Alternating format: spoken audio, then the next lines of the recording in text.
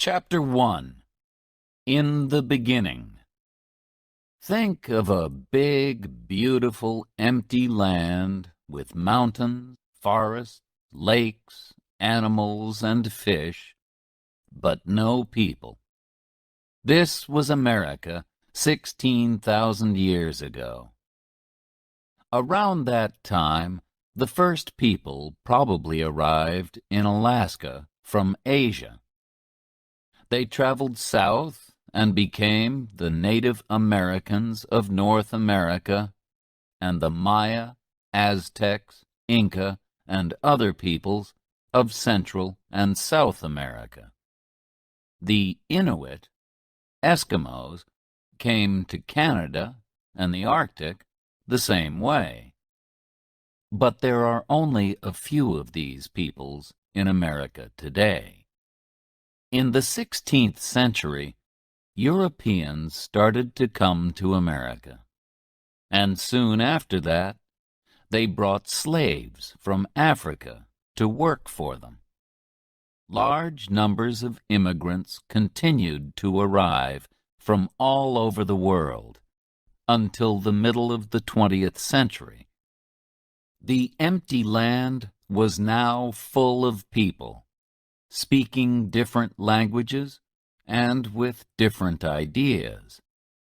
There are just 3 countries now in North America: Canada, Mexico, and the U.S.A. But there were nearly several more. And the 300 million people who live in the 50 states of the United States are not all the same. About 67% are white, 13% Hispanic, Spanish-speaking, 13% black, 4% Asian, and just 1% Native American. Most of them speak English, but it is not the same English as people speak in Britain, and many Americans speak Spanish as their first language. So, how was the USA born? How did it grow? What kind of country is it now? This book will try to answer those questions and many more. Chapter 2. The Pilgrim Fathers. The name America comes from an Italian businessman called Amerigo Vespucci, who sailed to South America between 1499 and 1502. But he was not the first European to make the dangerous journey across the Atlantic. The Vikings came to Vinland, probably Canada or New England, from Scandinavia around AD 1000. But they did not stay. Then, in 1492, a brave Italian sailor called Christopher Columbus reached the Caribbean while he was looking for a sea route from Europe to India. Columbus called the Native Americans Indians because he thought that he had reached India. When Columbus returned to Europe, he told people about his adventures, and other sailors, like Cabot and Cartier, followed him across the Atlantic. Europeans came to fish the rich seas of America, too. But it was only in the 17th century that the French, the Dutch, and the British all came to live in North America. The French in Quebec, the Dutch in New York, and the British in Virginia and New England. 2 very different groups of English people crossed the Atlantic. The first group began the colony of Jamestown in Virginia in 1607. They hoped to find gold there, but life was very hard for them. There was very little food, and many of them died during the first winter. Then Pocahontas, the daughter of a Native American chief, became a friend of Captain John Smith and helped him and the other English people. She later married a man called John Rolfe and went to England with him. Luckily, tobacco saved the young colony. It was easy to grow tobacco in Virginia, and smoking was becoming very fashionable. People in the colony stopped looking for gold and began to grow tobacco, which they sold in Europe. Soon they started to bring people from Africa to work as their slaves and help them to grow more and more. John Smith traveled north in 1614 to the part of America that he called New England. When he returned to London, he told people that it was a good place to live. In 1620, another group of 101 English men, women, and children arrived in Plymouth, Massachusetts. These people are called the Pilgrims, or Pilgrim Fathers, and they had very strong ideas about religion. They did not want to live in England because they did not agree with the English Church. So they sailed to America in a ship called the Mayflower. They farmed the land, and they bought and sold animal skins. They thought that all people were equal, and so they did not have slaves. The Pilgrims, too, were often ill and hungry, and nearly half of them died in the first year. But they had help from some of the Native Americans, particularly a man called Squanto. He went to Europe as a prisoner in 1605 and spent some years in England, so he spoke some English. He showed the Pilgrims how to hunt and grow corn. In the autumn of 1621, the Pilgrims had a big dinner to give thanks for the first food that they had grown themselves. This day was called Thanksgiving, and Americans still celebrate it every year on the fourth Thursday of November. It is one of the most important holidays in the year, and people often travel many hundreds of kilometers to be with their families. They eat a big dinner with two of the foods that the Pilgrim Fathers found in America: turkey and pie filled with pumpkin. Chapter 3: The War of Independence. More and more British people came to live on the east coast of North America in the 17th century, starting colonies in Maryland, Rhode Island, Connecticut, New Hampshire, North and South Carolina, New Jersey, and Pennsylvania. Georgia followed in the 18th century, when the British also took New York and Delaware from the Dutch. By 1770, there were 13 colonies along the east coast of North America, and they were all governed by Britain. But Britain was a long way away, and the people of the colonies became angry at the high taxes that the government made them pay. In December 1773, a group of men threw 342 boxes of tea into the sea at Boston because they did not want to pay the British tax on it. This was the Boston Tea Party.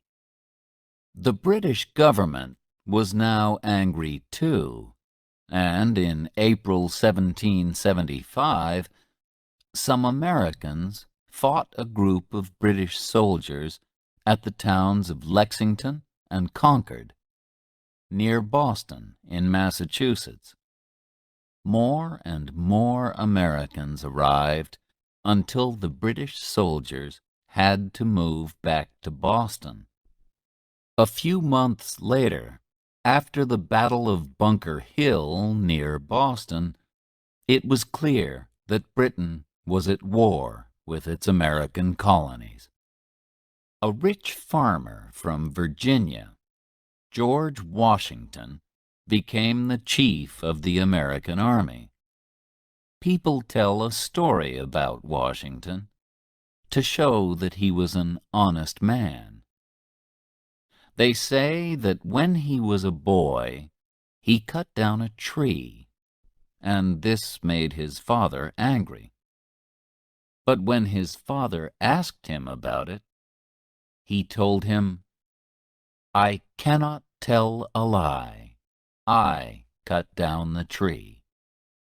The colonies did not say that they wanted to be fully independent until the summer of 1776. A man called Thomas Jefferson wrote the famous Declaration of Independence, where he said that the king, George III, was not a good king because he had not let his people have their rights: the right to life, to freedom, and to happiness. The day of the Declaration of Independence, the 4th of July, is another important American holiday. The Americans finally won the war in October 1781, and 2 years after that, they were free to govern themselves. In 1789, they made George Washington their first president. Although he wanted to go back to his farm at Mount Vernon and enjoy a quiet life, he stayed president until 1797. He died in 1799, just 2 years after he returned home. The names United States of America and American were first used at the time of the War of Independence. The 13 colonies became the first 13 states of the United States. In 1803, after Jefferson became the third president, he bought a large area of land in the Midwest from France.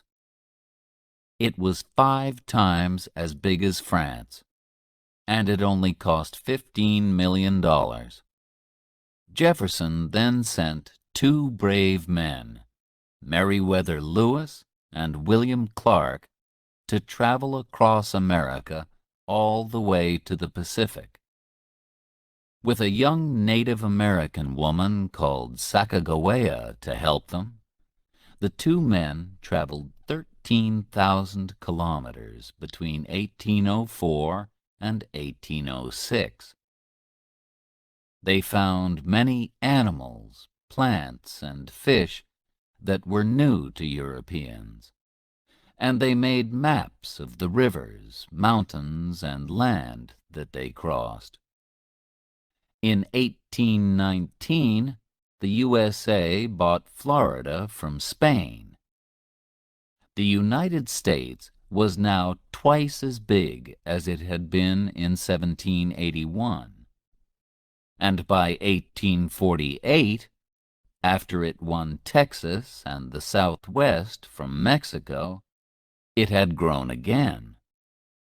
It now reached all the way from the Atlantic to the Pacific, over 5,000 kilometers.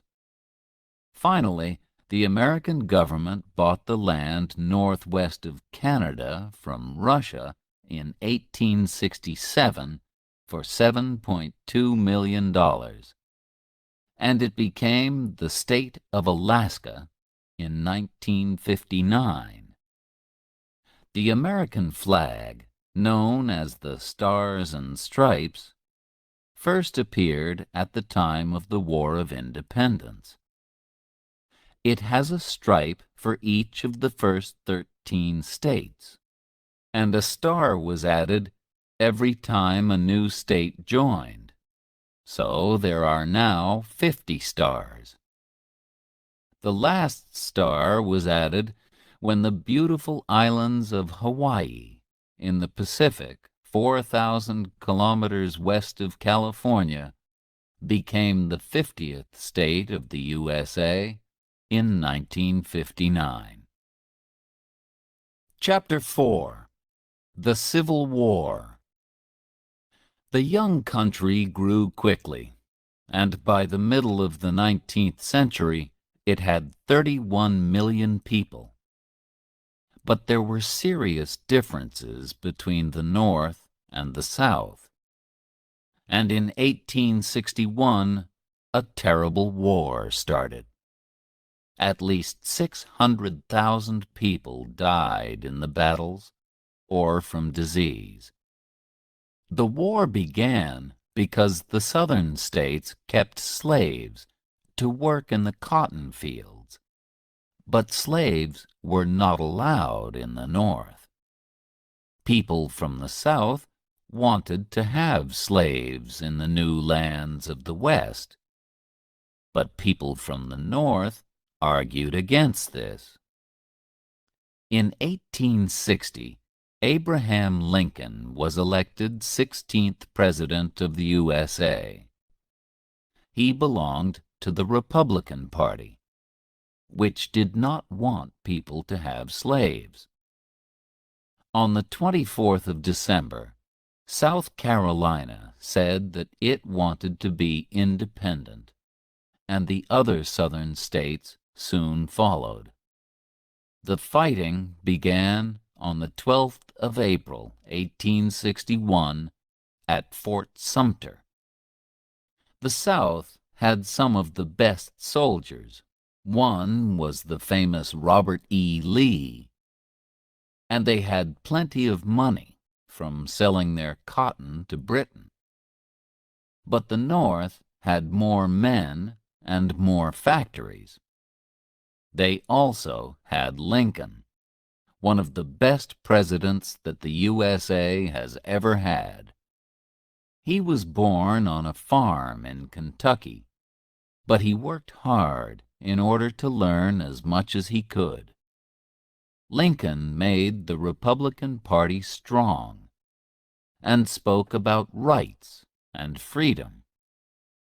A very important battle was won by the soldiers of the North at Gettysburg in Pennsylvania in 1863. Lincoln spoke there afterwards about the brave soldiers who had died.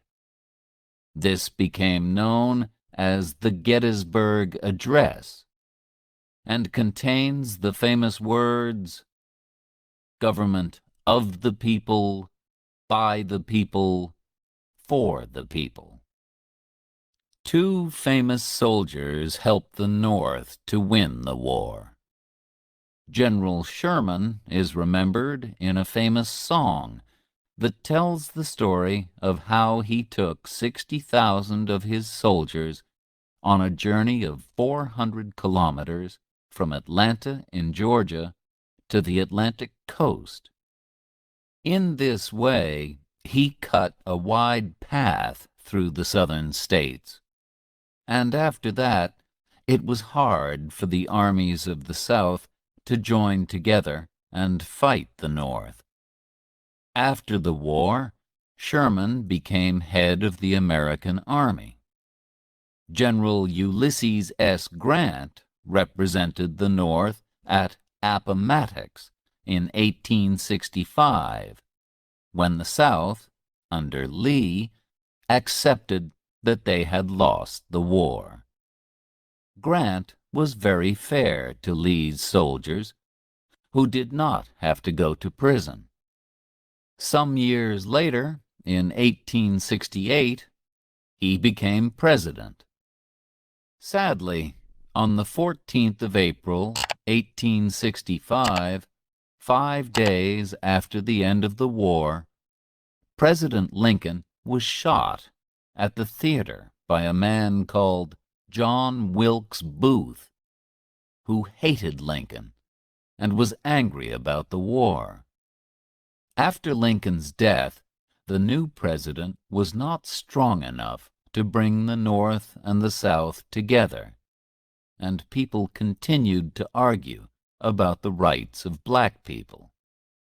During the Civil War, Louisa May Alcott wrote her famous book, Little Women, about a family of 4 girls living at home in the North with their mother, while their father was away at the war.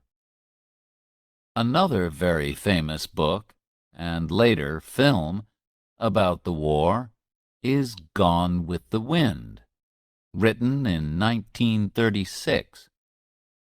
It tells the story of Scarlett O'Hara, a rich young girl who is living comfortably in the southern state of Georgia when her life is destroyed by the war. Chapter 5. The Wild West. During the 19th century, more and more people went to live in the west of the USA. The Wild West that you can see on television and in films is full of cowboys, Indians, and fighting. In fact, there were very few cowboys, no more than 40,000. And real cowboys did not shoot each other or fight Indians very often. They worked hard at their job, taking care of the cows, and at least a quarter of them were black or Mexican. They took cows from Texas up to the railway towns in Kansas and Missouri. From there, the cows were sent to Chicago and killed, and the meat was sent to the East and sold. The cowboys almost disappeared after about 30 years because the government gave the land to farmers and their families. From 1862 to 1900, more than 500,000 farmers came to live in the West, where they made new farms and grew food. One family that moved west was the Ingalls family, whose daughter, Laura Ingalls Wilder, told the story of their journey in books like Little House on the Prairie. Life for these farmers was very hard, particularly in winter. The farms were very lonely, but soon the railways helped to bring people together. In 1869, the railway line from the east met the line from the west in Utah. So then Americans could travel right across the U.S.A. by train. Before the railway, from 1860 to 1861, the post was carried across the country by the famous Pony Express. Horses and riders waited at different places. One man rode with a bag of letters for about 120 kilometers and then gave it to the next man. In this way, letters only took about 10 days to cross the country. One very well-known rider was Buffalo Bill Cody. He later became a soldier and a hunter. They say that he shot 4,280 buffalo in 1 year. In the 1880s, Buffalo Bill started his Wild West show, a kind of traveling theater.